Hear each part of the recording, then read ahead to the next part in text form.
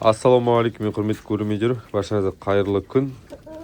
Бүгін тауықтардың таңғы асын беріп жатырмыз. Қазір осындай жағдай болып жатыр. Қазір күннің ауа райына байланысты тауықтарға жемді араластырып беріп жатырмын. Өйткені ыссы суға кебек, куринератс жемдердің барлықтарын араластырып және де ыссы су беріп жатырмын. Неге десеңіздер, өйткені қазір күн ауа райы қолайсыздығына байланысты тауықтардың енесі жылы жүру мақсатында жемнің барлығын ыссы сумен араластырып беріп жатырмын. Ыссы су ішсе де денелері жылы жүреді.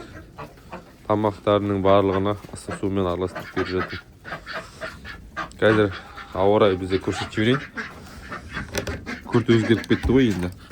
Боран соғып кетті. Жерде қар жатыр.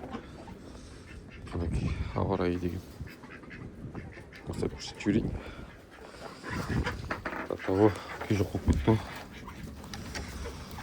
Телефонға дейтін, қолға дейтін телефон ұстауға келмей жатыр ғой. Қолдың өзі тоңып жатыр ғой. Қазір осындай жағдай. Жатам шоғынлар.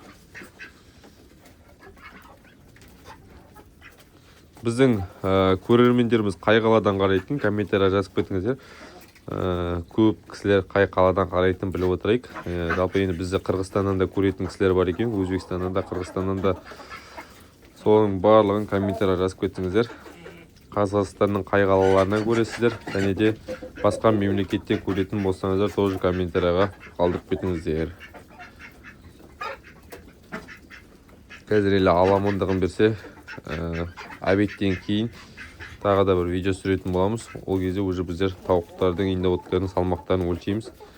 Қазір күн кішкене салқындау болып тұр. Бұлар жемдерін жеп тоятындарын тойып алсын. Өйткені біздер қазір обед уақытына тағы да бір ыссы су алып білем. Сол кезде бұлардың вестерін, салмақтарын қараймыз ғой. Башкирский үйрекке қарағанда ақ үйректер үлкен болады екен негізінде бар ғой.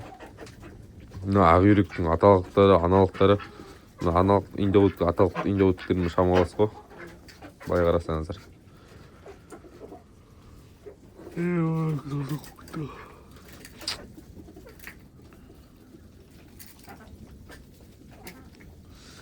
Қазір жағдай осындай, достар.